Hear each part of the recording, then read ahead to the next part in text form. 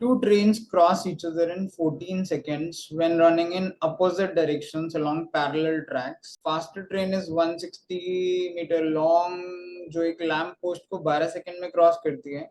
अगर दूसरी स्पीड की स्पीड 6 किलोमीटर लेस है in the faster one, then its length of the slower train. It's an easy question from TSD. TSD पहले भी आया है कि काफी क्वेश्चंस आते हैं इसके, कम से कम 3 क्वेश्चन तो आते हैं, 3-4 भी आ जाते हैं.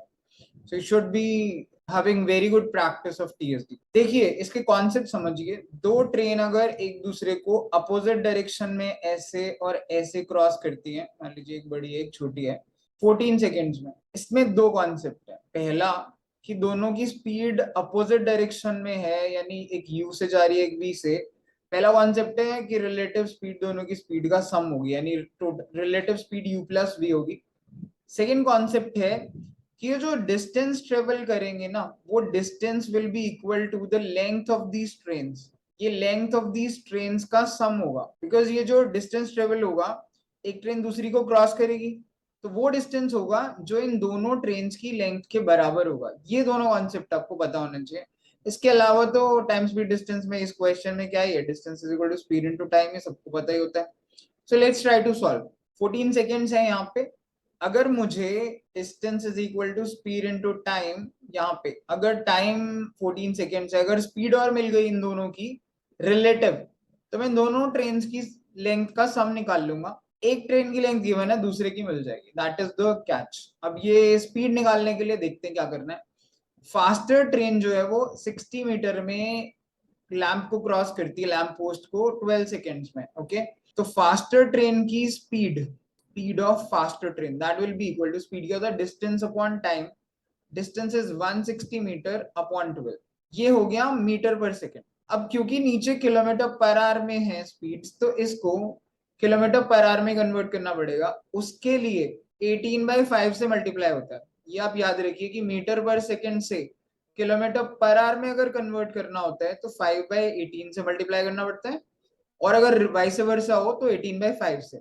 6 to the 18, 6 3 6 to the 12, 6 3 18 and 5 and 2 10 को ये जीरो काट सकते हैं, तो 16 3 48 किलोमीटर पर आवर जो है वो फास्ट वाली ट्रेन की स्पीड है. हमें पता है कि स्लो वाली ट्रेन जो है वो फास्ट वाली से 6 किलोमीटर लेस स्पीड से जाती है. तो 6 किलोमीटर लेस कितना होगा, 48 में से अगर आप 6 माइनस करोगे तो speed of slower train will be 42 kilometre per hour. अब हमें दोनों की स्पीड मिल गई एक की. मान लीजिए ये वाली हम u कह रहे हैं और ये वाली v कह रहे हैं, इससे फर्क नहीं पड़ रहा. तो अब इन दोनों स्पीड्स को मैं इस वाली इक्वेशन में डाल सकता हूँ, क्योंकि रिलेटिव स्पीड क्या है, जब दोनों एक दूसरे के अपोजिट डायरेक्शन में जा रही थी तब स्पीड तो u प्लस भी होती है ना रिलेटिव, जब दोनों गाड़ी अपोजिट डायरेक्शन में हो. तो 48 प्लस 42, इसका क्या मतलब है, 90 किलोमीटर पर आवर. ये रिलेटिव स्पीड हुई. इस रिलेटिव स्पीड से अपोजिट डायरेक्शन में इन्होंने एक दूसरे को 14 सेकेंड्स में कब क्रॉस किया था.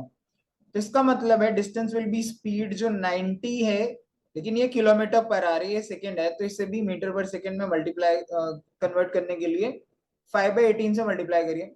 18 5 90, 5 5 25, ये हो गया 25 इंटू 10 होता है 250, और 25 हो गया 100, यानी 350 मीटर. तो 350 मीटर जो है वो fast train plus slow train दोनों की ट्रेन की लेंथ का सम है. और हमें पता है कि फास्ट ट्रेन 160 मीटर की है, तो 160 meter plus slow that should be equal to 350. तो ऑब्वियसली इससे हम स्लो ट्रेन में बता सकते हैं ना 190 मीटर की हो गई.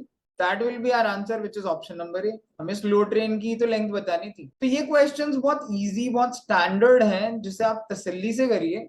मतलब you should not take a lot of time, लेकिन आप 2 मिनट के अंदर, 2 मिनट्स के अराउंड में ये क्वेश्चंस करेक्टली सॉल्व कर सकते हैं. इन क्वेश्चंस की आप अच्छे से प्रैक्टिस करिए. ट्रेन और पोल्स ये सब क्रॉस करने के क्वेश्चंस काफी पूछे जाते हैं.